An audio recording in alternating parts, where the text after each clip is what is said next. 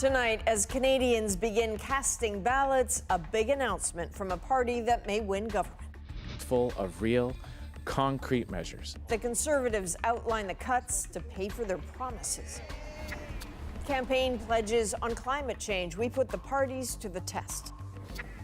Record power outages in a snowy Manitoba. And Los Angeles on fire. Tens of thousands out of their homes. Hundreds of firefighters under siege. This is The National. Advance voting in the federal election began today and will continue through the long weekend. But for people still mulling their choice, tonight another key piece of information, a costed Conservative Party platform.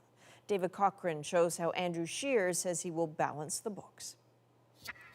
The morning after the final debate, Andrew Scheer unveiled his plan to pay for his promises and balance the budget. Our Conservative platform is full of real, concrete measures that will help Canadian families save and plan for the future. The big ticket items have already been announced, a universal tax cut backed up by a series of tax credits. But now, all the numbers are on the table. We're going to protect core services while we make government more efficient. By 2024, it adds up to more than $49 billion in tax cuts and new spending. To pay for that and balance the books, there's about $67 billion in spending cuts and new revenue. The revenue amounts to nearly $14 billion. Some comes from a new tax on big tech giants, the bulk from a crackdown on tax evasion. The other $53 billion comes from cuts and spending restraint. If we do not get back to a responsible plan for treating Canadian taxpayers' dollars wisely, we will see those massive deficits threaten social programs and lead to massive tax hikes. Scheer insists he can save billions each year by revamping federal infrastructure programs and reduce government spending without cutting the overall size of the public service. There's cuts to corporate welfare and foreign aid and Liberal programs that subsidize companies to buy electric cars. The Liberals say all of this will lead to slash and burn. And the Liberals, again, will try to create fear and division over something that is simply not true. It all comes with a promise that once the budget is balanced, it will stay that way, as Scheer is promising legislation that would tie the salaries of his cabinet ministers to meeting that goal. He'd also make it a rule that every dollar in new government spending has to be matched by a dollar in savings to force future governments to live within their means. David Cochran, CBC News, Delta, British Columbia. Spending and budgets will be deciding factors for some voters. For others, it will be the federal party's plans to tackle climate change. But how do those stack up against each other? We will compare and contrast in about half an hour. Now, peak wildfire season has suddenly ignited California, where at least 8 are raging. But 2 large ones are causing havoc on the outskirts of LA. 100,000 people have left their homes, dozens of buildings have been destroyed, and 1,000 firefighters are struggling. The Saddle Ridge fire started overnight. It has grown to 3,000 hectares, and it's only 13% contained. Kim Brunhuber spoke with residents trying to prevent the worst. Even in a massive brush fire, this is how homes are saved and lost. In individual battles fought street by street. This fire started just minutes ago, an ember landing on dry grass. This is not what you trained for? No, not at all. The fire so new, this LAPD officer is trying to fight it with a garden hose. Is that having any effect? Not really. So Joe Garcia joins the fight. Every little bit helps, you know? Hoping he can stop the fire before it consumes his neighborhood. Garcia was a Marine who served in Iraq. He takes medication for PTSD and almost didn't get up when the call came to evacuate. Apparently they were knocking and doorbell going off and I couldn't hear anything because of medication, and luckily our dog kept barking and woke me up, and then we got out.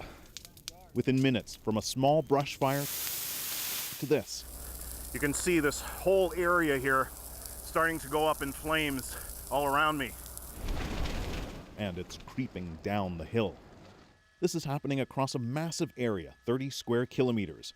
For some along the fire's path, it's too late. This, one of dozens of homes already lost, its owners too distraught to speak.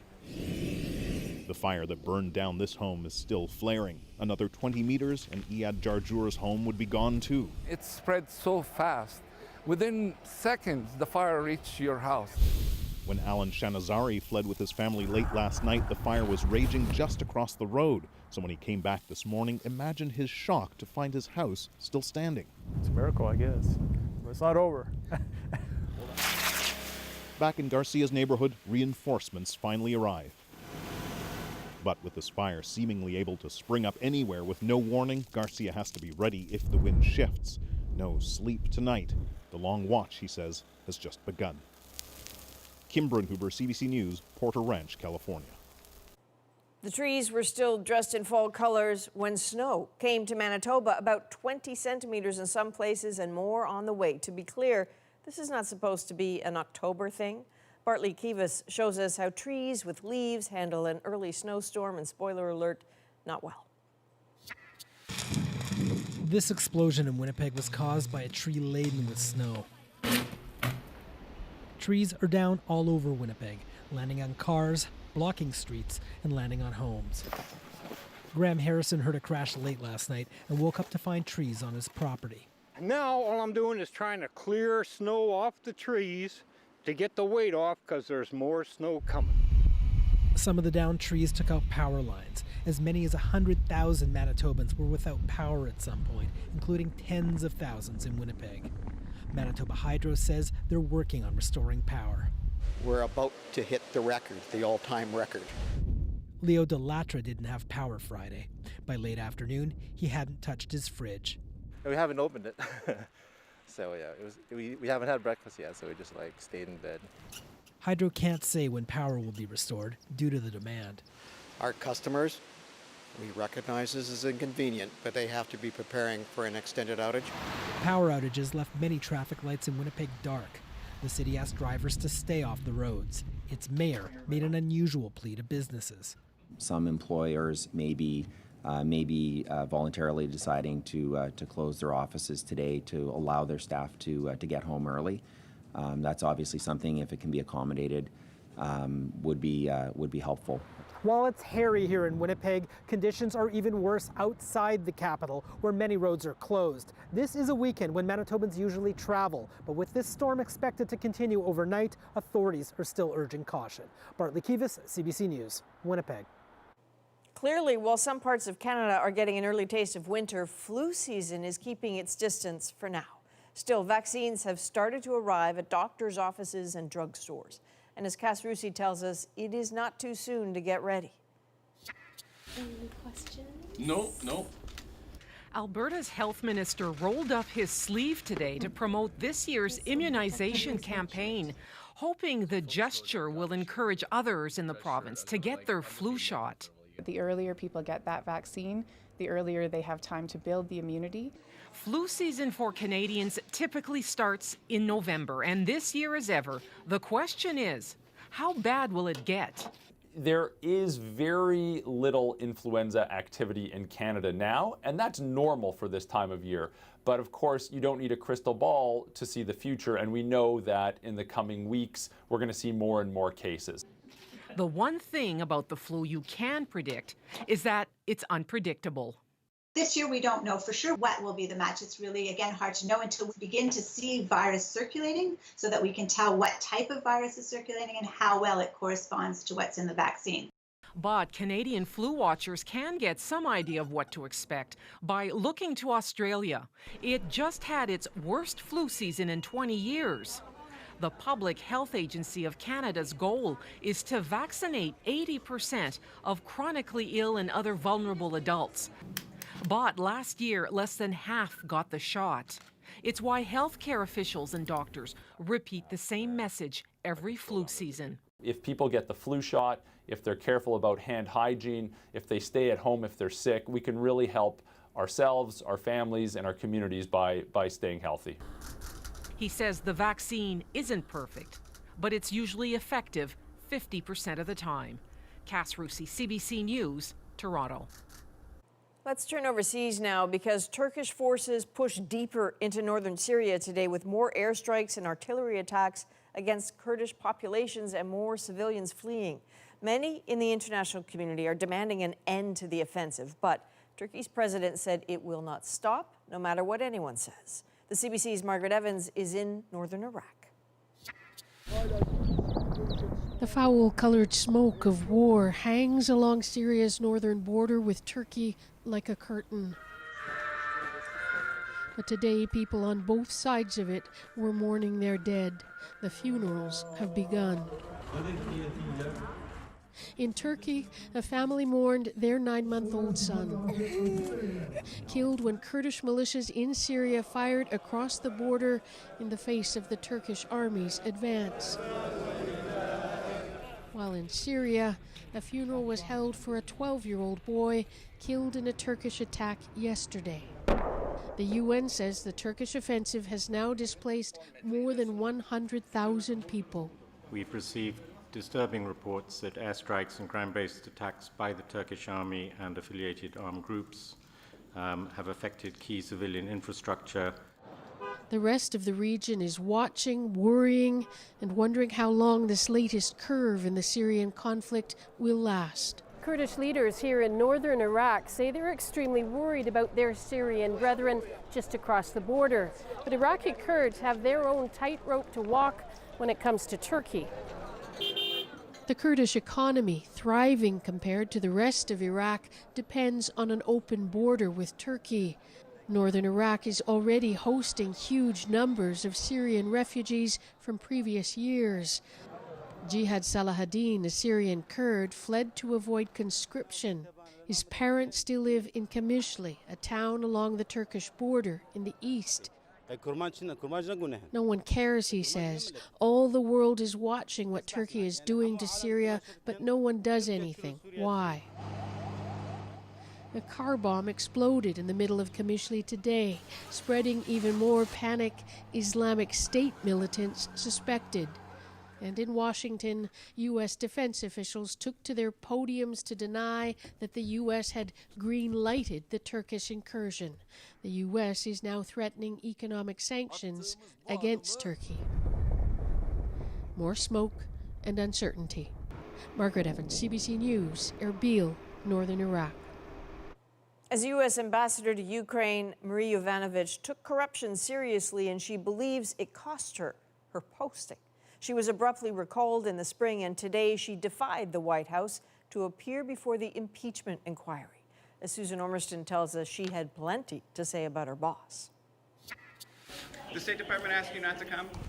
Marie Yovanovitch, ditched last May as the U.S. ambassador to Ukraine, told to get on the next plane out of Kiev. Why? According to her, pressure from the president, his lawyer, Rudy Giuliani, and his, quote, questionable contacts. I can't wait to come back. See you in Ukraine soon. Two of them, Lev Parnas next to Giuliani and Igor Fruman at the Trump Hotel last year. Arrested Wednesday at a D.C. airport, trying to leave America, and now charged with illegal contributions to pro-Trump campaigns. Yovanovitch said Giuliani's contacts may have believed their financial ambitions were stymied by our anti-corruption policy, and that Trump leaned on the State Department to get rid of her. I don't know about them. I don't know what they do. He is steering a wide berth, in spite of Parnas's Facebook photos thanking him for a great meal and conversation, and another of the four, including Giuliani. The White House is trying to block diplomats like Yovanovitch from testifying at the impeachment inquiry, but they're showing up anyway under subpoena.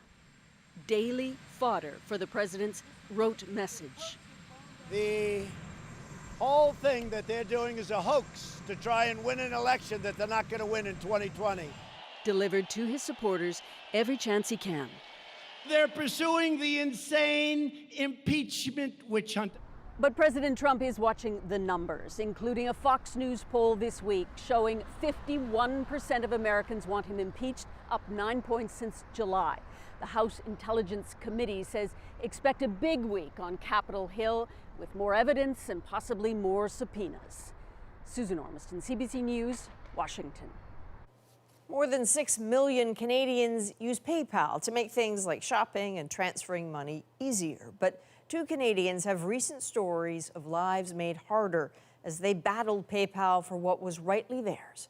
Bonnie Allen explains. Darwin Wagner's husband, Wes Funk, died 4 years ago. He was an author, and people who bought his books would often pay by transferring money into Funk's PayPal account. Wagner has tried for 4 years to get PayPal to shut down that account so he can settle his deceased husband's estate. He has repeatedly called PayPal. Dozens and dozens of times, sometimes 2-3 times a month. If I don't hear back, I'm feeling annoyed, I'll just phone again. Wagner had a lawyer send certified documents to PayPal 3 separate times, including the death certificate and will. Wagner decided to share his story after hearing Wendy Pellick's experience. Horrendous, just horrendous. Her husband, Bill, died in January. He had about $800 in his PayPal account. Pellick sent documents, spoke to 4 supervisors, and says she was repeatedly given false promises. Oh yes, we can cut you a check, no problem at all. I didn't get a check. Estate planners we spoke to advise people to compile documents and share passwords to prepare for death. But both Wagner and Pellick had everything they needed to close other accounts and even transfer air miles. CBC News called PayPal about Pellick's case last week, and it paid out her husband's account within days. As for Wagner's case, at first PayPal told us it hadn't received the necessary documents. This just irritates me to no end. Then, Friday afternoon, after we contacted the company, it said it had made a mistake and apologized. After 4 years, PayPal finally released the money. Bonnie Allen, CBC News, Regina. More news ahead on the National, including Canadians were warned to watch for disinformation in this election. We do a checkup. We will also stack up the campaign promises on climate change. How effective are they and how costly? And later in the program, the little Canadian publisher that could. The story of an unusual book now in the running for one of the biggest literary prizes in the world. We're back in 2 minutes.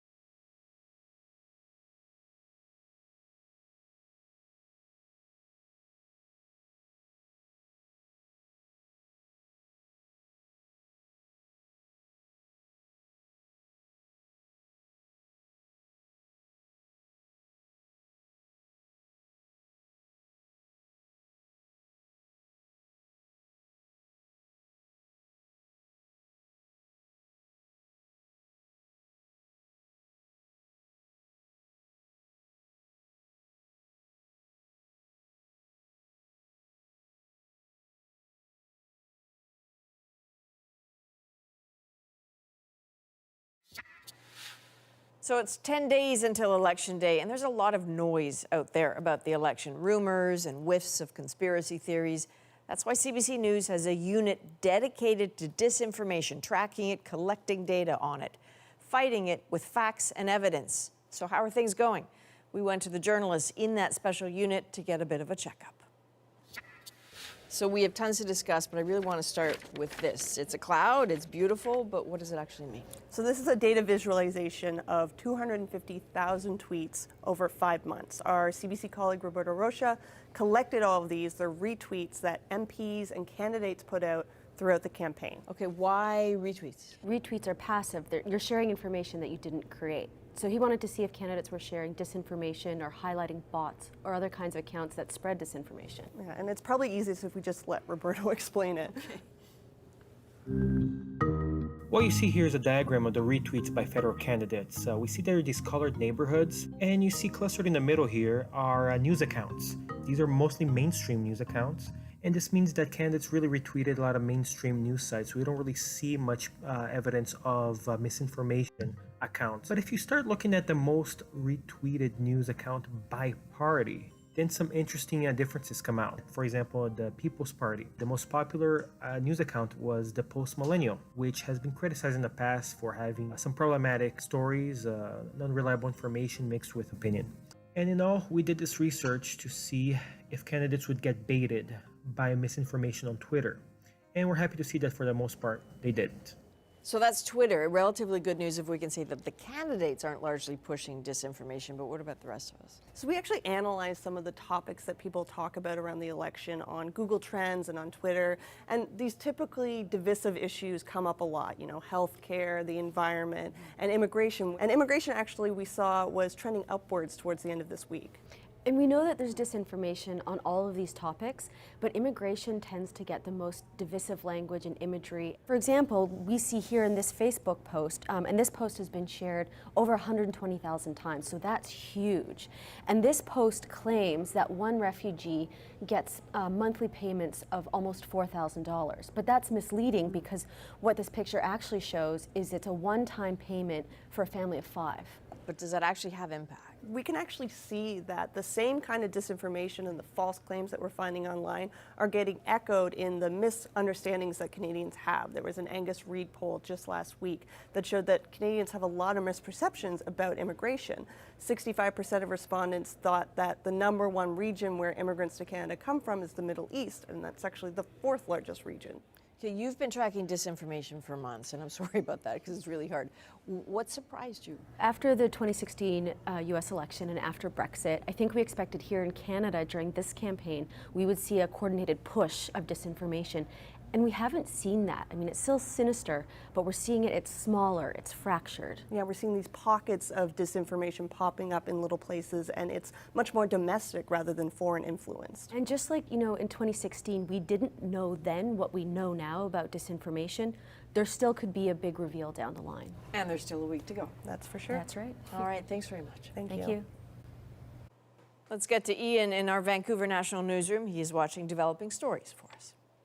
And Adrian, we're going to begin in Newfoundland and Labrador, where a salmon die-off on the province's south coast may be worse than originally thought. The province has now pulled most of the Northern Harvest Sea Farms licenses after the company admitted more than 2.5 million salmon have died in the Fortune Bay area. Company officials blame high water temperatures. Cleanup is expected to be finished by next week. Some of Canada's top doctors have issued a strong warning about the use of e-cigarettes after officials in New Brunswick reported 2 new cases of severe pulmonary illness that may be linked to vaping. What's concerning right now is that we are seeing an increase in vaping rates across the country in our youth. There are now 3 confirmed cases of the illness in Canada, following one in Quebec last month. In the United States, nearly 1,300 instances of lung damage have been linked to vaping, with a total of 26 deaths attributed to the illness so far. And a partial victory in court today for Greenpeace after it took on the Ontario government over the scrapping of its cap-and-trade program. It's a slap on the wrist to this government saying you acted unlawfully. The very first action this government took as a government was illegal. The court ruled the government broke the law when it scrapped the program last year without public consultation. That's the key. The system gave companies incentives to reduce carbon emissions. The ruling doesn't mean the program will be revived. Japan is bracing as a massive typhoon threatens to make landfall in just a matter of hours. We'll have more on that in 20 minutes. All right, up next, we head to a region of the world where the tension is always on simmer, if not boiling. But there are still pockets of hope for a 2-state solution to the Israeli-Palestinian conflict, and we will show you why.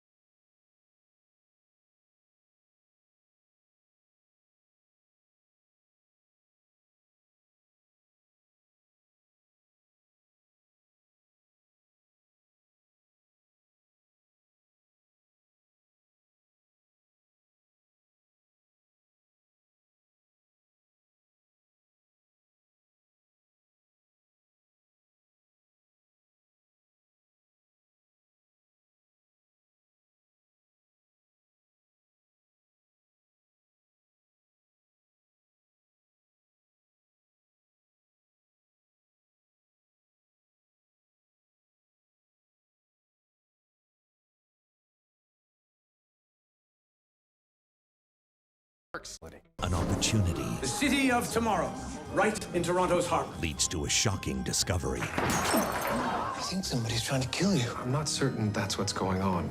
Murdoch Mysteries, Monday at 8 on CBC and CBC Gem.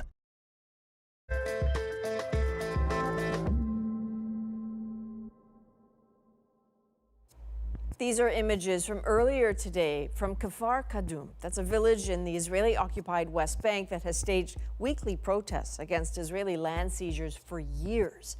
This protest yesterday was at a village near Bethlehem. This one is from Saturday outside an Israeli-operated West Bank prison. The Palestinian territories simmer at a low boil, occupied, fractured, and furious. The Israeli Prime Minister openly talks of annexation, while the latest U.S. peace plan has yet to materialize. Margaret Evans shows us what remains of hope and progress in the West Bank's largest city of Hebron.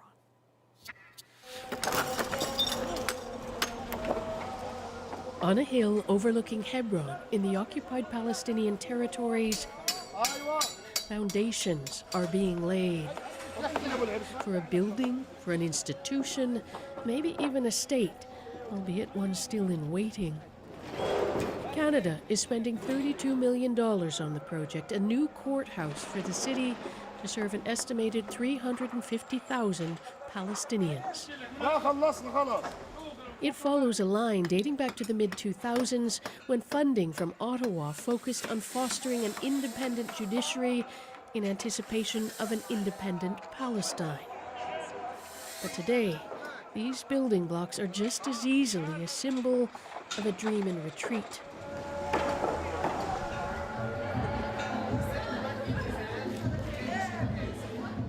Hebron University, home to about 10,000 students and to a college of law. Most of the students here will have been born after the 1993 Oslo Accords were signed, committing Israel and the Palestinians to a peace process. Dr. Mutez Kafishi founded the College of Law, a former dean still teaching. He says the fledgling institutions of statehood, including an independent judiciary, have been allowed to atrophy. People have to wait years in order to get their rights for small conflicts, landlord, tenants issues, criminal cases, family issues. So for this delay of justice, as we say, delaying of justice is denial of justice. Ask Kafishe's law students where the problem lies, and the answers are myriad. Outdated legal traditions in Gaza and the West Bank, nepotism, corruption, and always, but always, an Israeli occupation they believe has no end in sight. Who thinks that there will one day be a two-state solution to the conflict? Three. Who thinks it will not happen? Okay.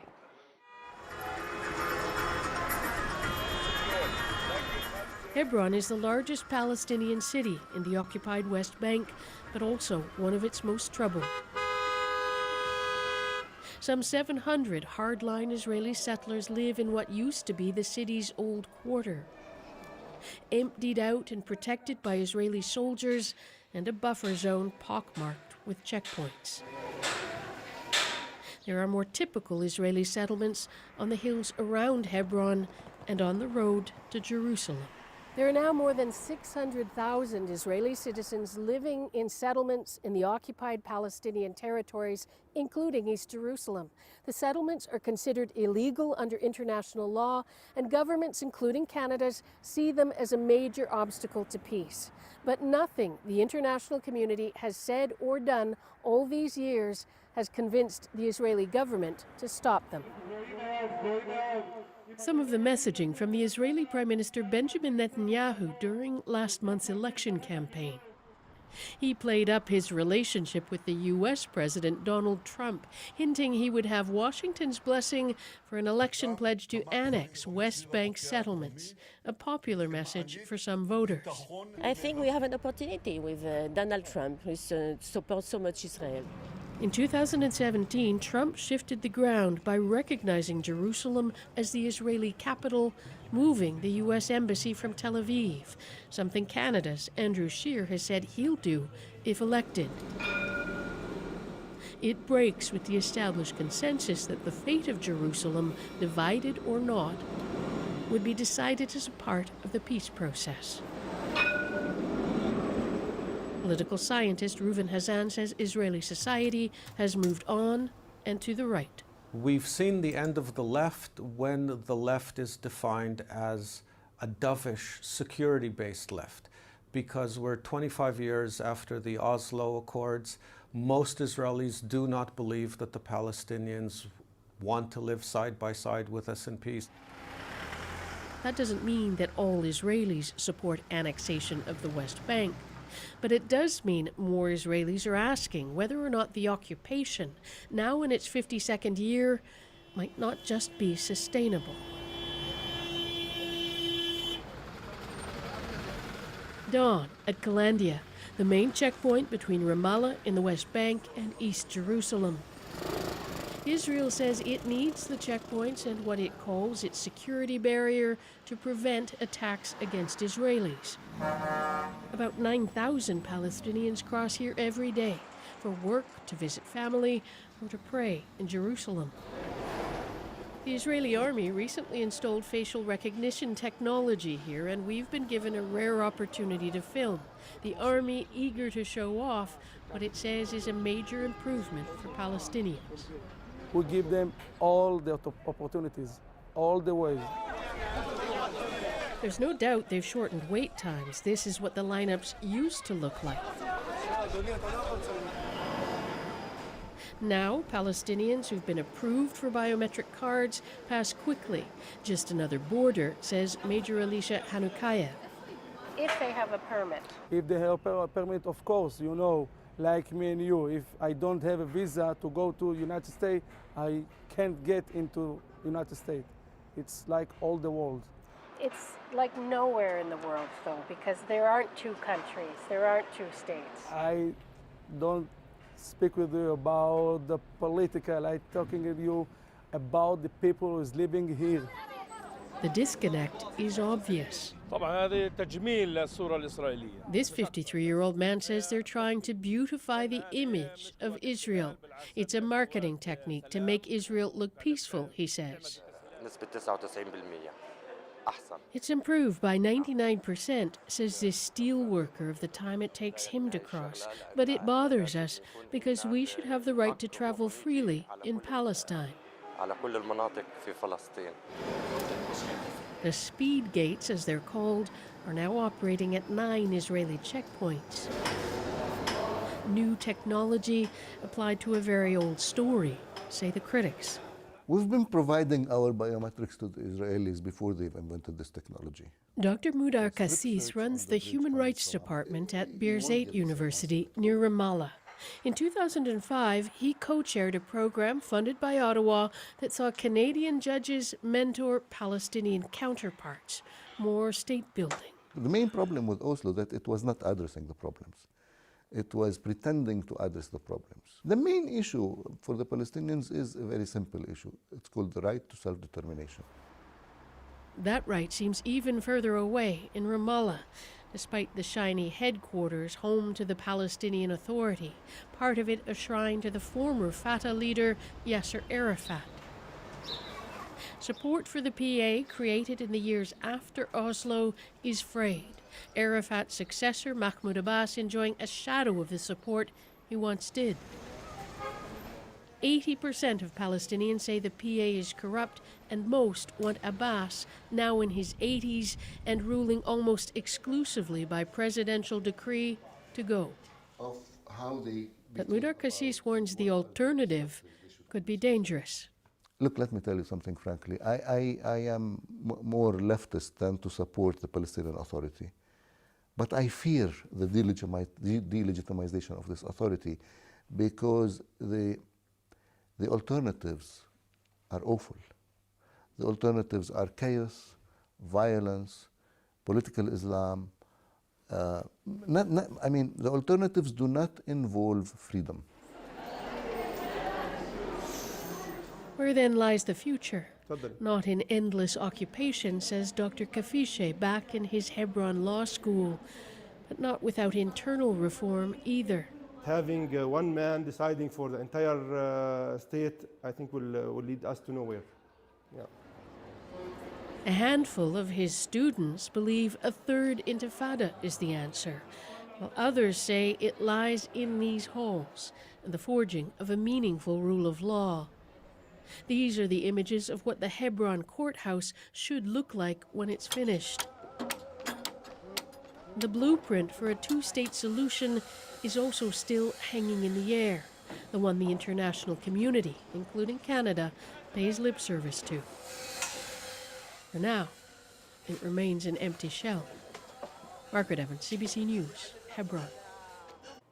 Back to the election in Canada and a closer look at the campaigns and their plans to tackle climate change. We'll see how they compare in reaching those Paris targets. That is coming up in 2 minutes.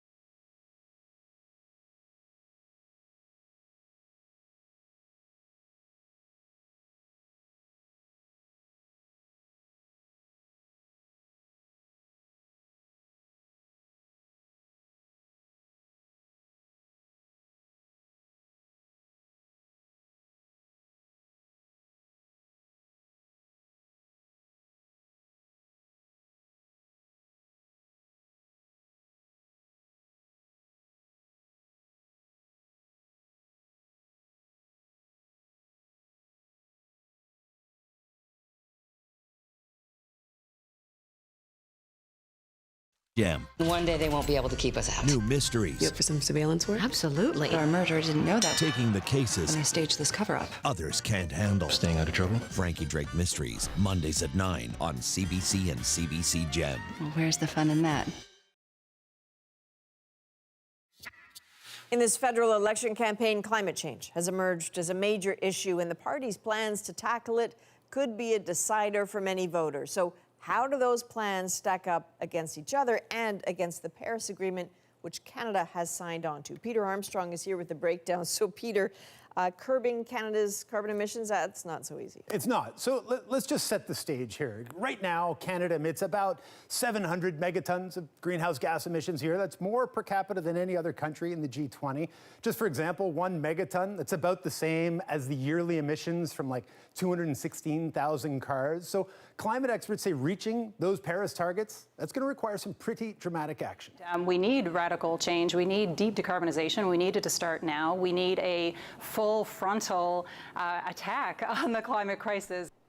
So we asked the research firm Navius to take a look and see how close each party proposal would get to that target, what the cost to the economy would be. Now, the main Liberal policy is its carbon tax. They also have a plan to help companies get to zero emissions, but even factor all that in, it falls well short of that Paris targets. Now, the Liberals say they'll also plant like 2 billion trees, but Navius says they couldn't even sort of estimate the impact that would have on emissions. Okay, but the Conservative plan is substantially different in that they're talking about getting rid of the carbon tax, at least for consumers. For consumers. So the Conservatives will force companies that emit more than a certain amount to reinvest money in what they call emissions-reducing technology.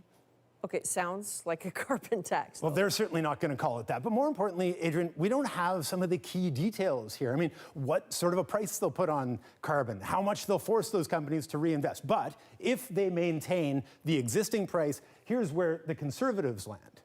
And what about the NDP? How are they faring? Well, they do better than the Liberals and the Conservatives, but they fall short too. So let's look at all three of the main parties here. Not one of them meets the Paris targets, but let's look at the Greens, because they literally called their plan Mission Impossible.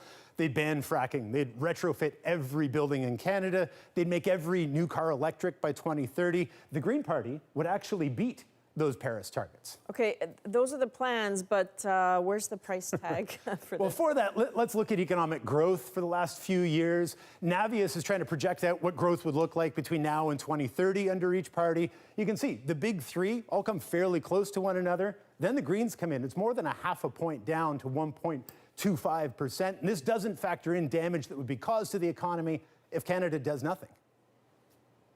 If you look overall, summing up everything, it's not a loss to the economy. On the contrary, you're tackling an issue, and at the same time, you're making sure that, okay, the economy is growing in a similar way. But the key is just to bear in mind that it is possible for the economy to grow even further. The main thing that I think experts are trying to tell us is that you can reduce emissions and grow the economy if you want to. All right, Peter, thanks very much. And coming up, the election is still 10 days away, but some voters who've made up their minds headed to advanced polls today. Our moment is still ahead. And on Monday, after nearly 2 decades and more than 1,000 shows, Celine Dion has left Vegas behind and is taking off for her next destination.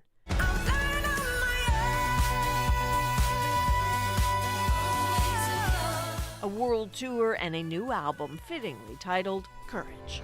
Courage, don't you dare fail me now. A Canadian pop icon opens up to Tom Power about love, loss, and gaining the courage for that heart to go on. That's coming up Monday on The National.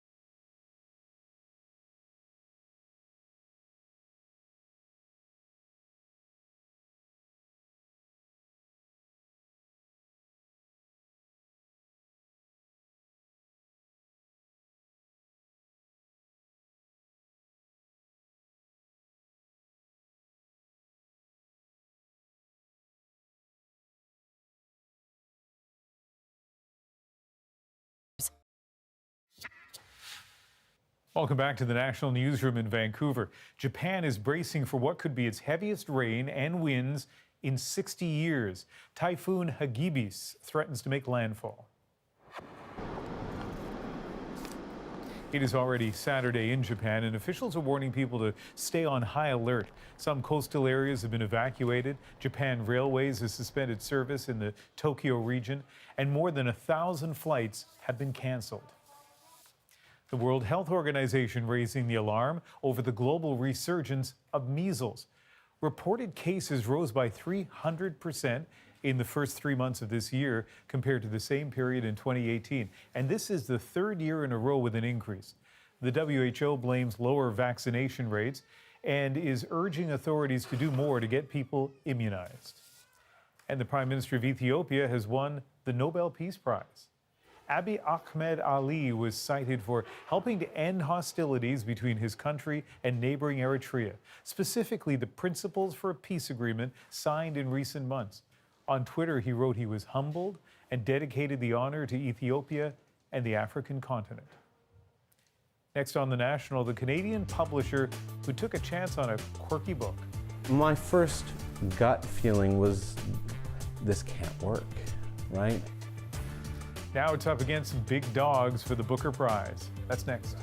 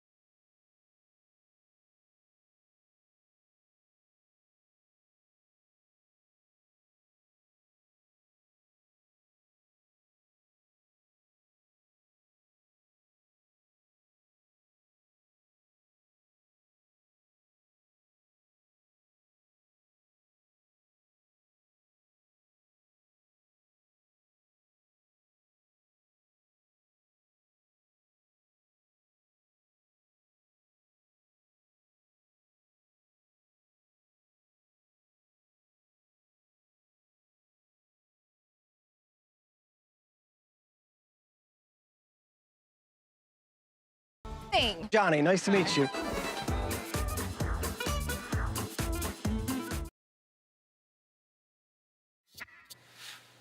The Booker Prize, the most prestigious award for a book written in English, will be handed out Monday. And this unusual novel is shortlisted for it, up against some heavy hitters like Margaret Atwood and Salman Rushdie. As Deanna Sumanak-Johnson tells us, that is all thanks to a small Ontario publisher who took a very big risk on an extraordinary idea. Dan Wells is known as a risk taker. His small publishing house Biblioasis takes quirky books, often by unknown authors, all the way to big Canadian literary prizes like the Giller. But when a new novel by American writer Lucy Ellman called Duck's Newburyport, all 1,000 pages of it crossed his desk, Wells was about to take the biggest risk of his career. My first gut feeling was, this can't work, right? I mean, you know, and I was a little scared of the size of it. The book's format is also unusual. It's written as one long sentence. Well, the book is a torrent of consciousness in the mind of an Ohio housewife as she bakes tarte tatin to pay for her cancer treatments and worries about everything. It's a novel about Trump's America. Wells and his editors wanted it badly, even though such a large book is expensive to print and ship. It is a work of, we think, absolute brilliance. And if we took our responsibilities seriously as publishers. We didn't really have a choice. So Biblioasis pursued the North American rights for Elman's book, even as other publishers, one after another, turned it down. They were persistent, yeah, and that was beguiling. And they seemed to understand the book, and nobody else in New York wanted it. Someone like the Toronto Star books editor had her doubts when Dan Wells sent her a copy to review. I thought he was nuts. Did you? I did. I thought, oh my God, Dan, what are you doing this time? But I gave it to a reviewer, and the reviewer loved it. As the book's critical acclaim grew, the small press in Windsor, Ontario found itself ordering one batch of 10,000 copies after another. People who want to go to cocktail parties and say, hey, I actually read that, you're hearing about it, they're reading it. What I would do is I'd immediately... That word of mouth only grew as the book made the short list of the Booker, one of the biggest prizes in the English language. The book faces some stiff competition. Margaret Atwood and Salman Rushdie are also nominated. But you could say Biblioasis already won in spreading its reputation as the little publisher that could beyond Canadian borders. Deanna Sumanak-Johnson, CBC News, Toronto. Stay with us. The moment is on the way. The advance polls open today, and we will hear from some early voters.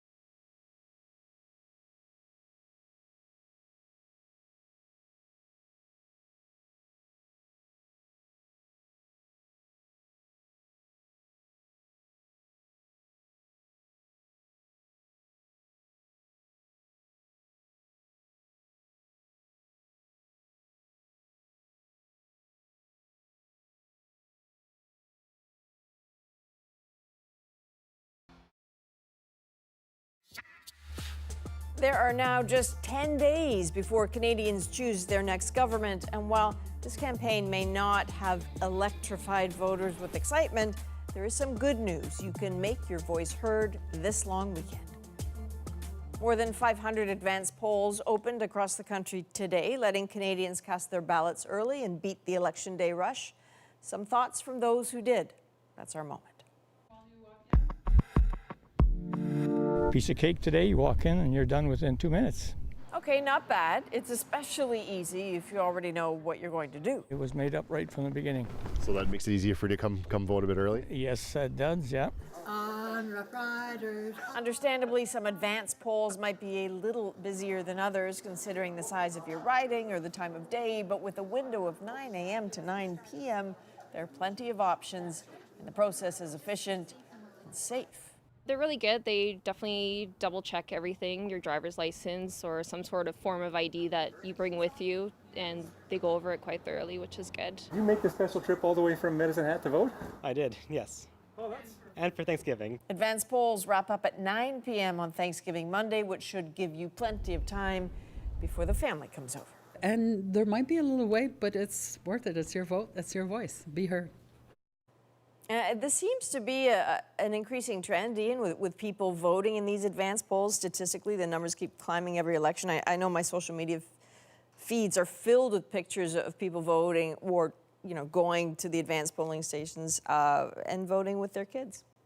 I'm a last-minute guy, but I'm going to be in Toronto on voting day, so I decided to go on the first day of the advance poll. And Adrian, the thing is, for all the divisiveness in politics, and as you touched on a little earlier in the show, the potential for disinformation, there was none of that today. It really felt like, and I'm not saying this because it's the right thing to say, it really did feel like a community event. A few people there recognized me and were happy to talk about the experience of voting on the first day. It was really nice. And it's a privilege to get to do it. Yeah, absolutely. That is the National for this Friday, October 11th, the first day of advance polling. Good night.